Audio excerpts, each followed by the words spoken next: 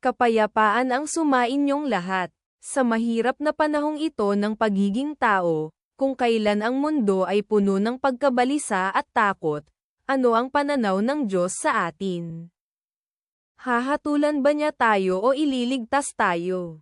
Ngayon ay makikita natin kung paano nauuna ang pag-ibig sa paghatol, at ang linya ng buhay na inilatag ng Diyos para sa sangkatauhan.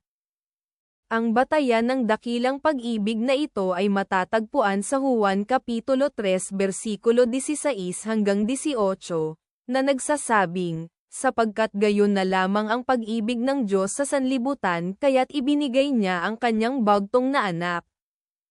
Upang ang sinumang sumampalataya sa kanya ay hindi mapahamak, kundi magkaroon ng buhay na walang hanggan. Sapagkat hindi siya sinugo ng Diyos sa sanlibutan upang hatulan ang sanlibutan, kundi upang iligtas ang sanlibutan sa pamamagitan niya. Ang sumasampalataya sa kanya ay hindi hinahatulan, ngunit ang hindi sumasampalataya ay hinatulan na. Sapagkat hindi siya sumampalataya sa pangalan ng bagtong na anak ng Diyos. Ipinapakita ng talatang ito na ang pag-ibig ng Diyos para sa atin ay hindi batay sa mga pangyayari, kundi makatarungan na pag-ibig na nagmamahal sa atin. Hindi inibig ng Diyos ang sanlibutan dahil mabuti ang sanlibutan, kundi dahil mabuti siya. At ipinahayag niya ang kanyang pag-ibig hindi lamang sa pamamagitan ng mga salita kundi pati na rin sa pamamagitan ng pagbibigay ng kanyang bagtong na anak. Hindi naparito si Kristo sa lupa upang hatulan o husgahan tayo, kundi upang alisin ang sentensya ng kamatayan na ating naranasan dahil sa kasalanan. Ang paniniwala sa kanya ay nangangahulugan ng paghawak sa linyang ito na iniabot sa atin. Ilarawan natin ang katotohanan ito sa pamamagitan ng pagsasabing, sabihin nating may isang taong may malubhang karamdaman. Ang kanyang karamdaman ay napakalubha na hindi man lang siya makabili ng gamot o makapagligtas ng kanyang sarili. Ngunit ang isang mabait na doktor, dahil sa pagmamahal sa taong ito, ay bumibili ng pinakamahal at nakapagliligtas buhay na gamot gamit ang sarili niyang pera at dinadala ito sa kanyang tahanan ng walang bayad. Ngayon, ang may sakit ay may dalawang pagpipilian. Maniwala sa doktor at uminom ng gamot at maligtas, o sabihin, ayoko nito, at mamatay sa sakit.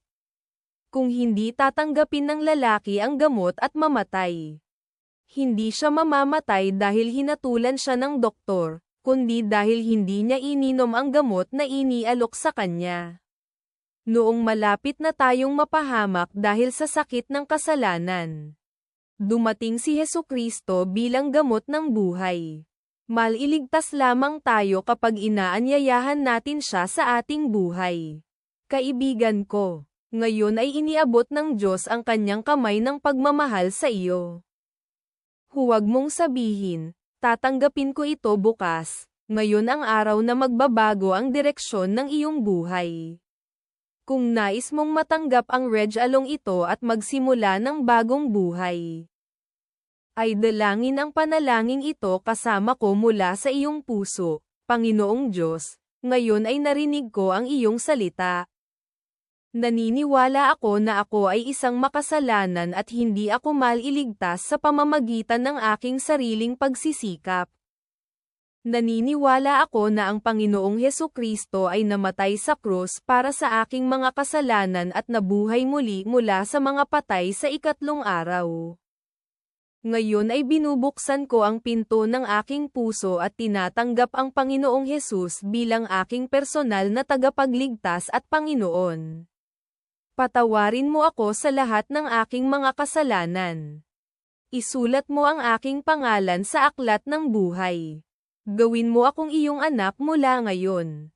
Sa pangalan ng Panginoong Hesukristo. Amen. Mag-subscribe sa aming YouTube channel para matuto pa. Pindutin ang bell icon para maabisuhan kapag may mga bagong turo na inilabas. Salamat! Pastor Zay Germa mula sa Vancouver,